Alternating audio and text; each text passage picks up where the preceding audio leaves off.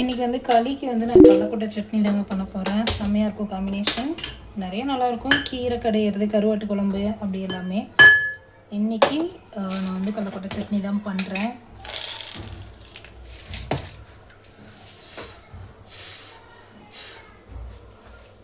கடலக்கொட்டை கொஞ்சம் போட்டு வறுத்துக்கலாம்.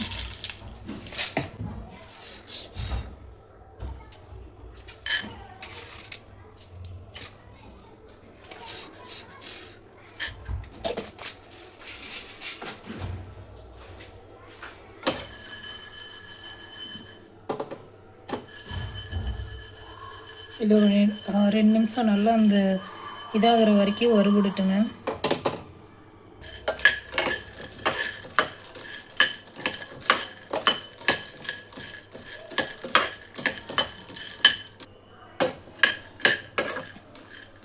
நல்லா வறுபட்டுருச்சுங்க கடலக்கொட்டை. இதுக்கு மேலே விட்டோன்னா கருகிரும், அதனால் இதோடு எடுத்துருவோம்.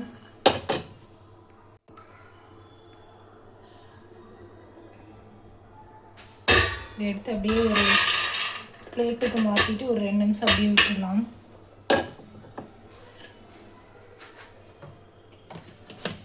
இப்போ கொஞ்சம் வெங்காயம் வணக்கிக்கலாம். அதுக்காக கொஞ்சமாக எண்ணெய் ஊற்றிக்கிறேன்.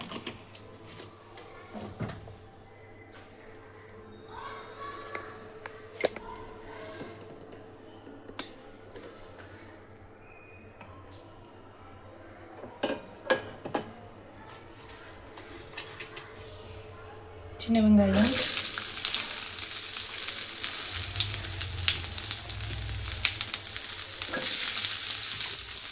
ரெண்டு மிளகா மட்டும் சேர்த்துருக்கேன். இந்த மிளகா ரொம்ப காரமாக இருக்குது, அதனால். அப்புறம் லைட்டாக புளி, ஒரு சின்ன துண்டு புளி.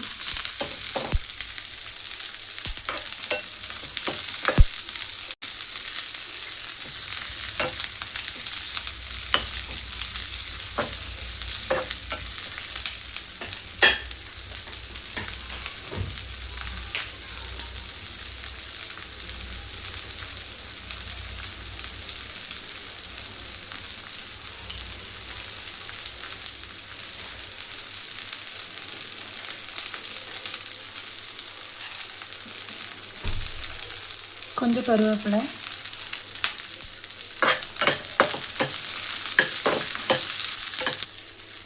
உப்பு வந்து அரைக்கும் போது போட்டுக்கலாங்க.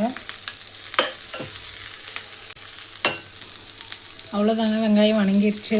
இதை எடுத்து வேறையில் மாற்றி வச்சுக்கலாம். இப்போ அடுப்பு ஆஃப் பண்ணிட்டு இந்த பேனோட ஹீட்லேயே கொஞ்சமாக தேங்காய் போட்டு வறுத்துக்கிறேன்.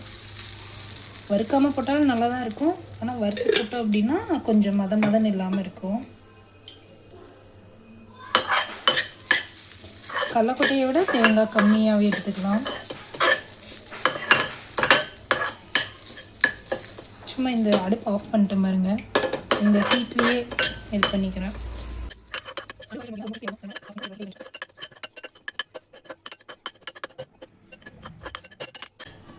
இதை இப்படியே விட்டோன்னா அது வந்து ரொம்ப மொறுமொறுன்னு ஆயிரும். அதனால் இதை நான் எடுத்துகிட்டு வேறு இதுக்கு மாற்றிட்டு போகிறேன்.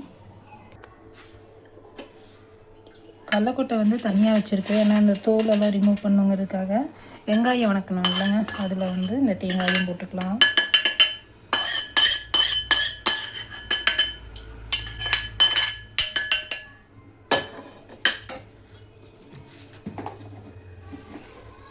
இது கூட கொஞ்சமாக உப்பு போட்டு வச்சுக்கலாம். இப்போவே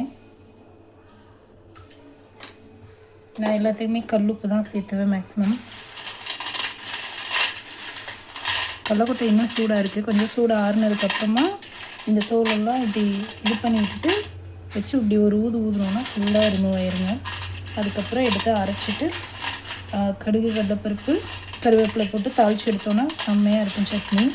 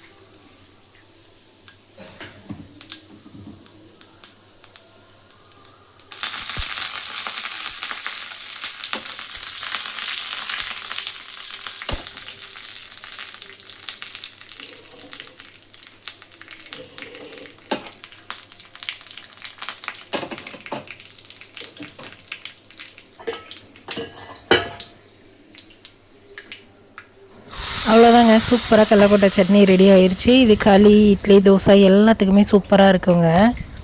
ஈவன் வெள்ளை சோறுக்கு கூட பெசஞ்சு சாப்பிடலாம். இந்த வீடியோ பிடிச்சதுன்னா லைக் பண்ணிக்கோங்க. இந்த மாதிரி இன்னும் நிறைய வீடியோஸ் பார்க்குறதுக்கு சேனலை சப்ஸ்கிரைப் பண்ணிக்கோங்க. தேங்க்ஸ் ஃபார் வாட்சிங்.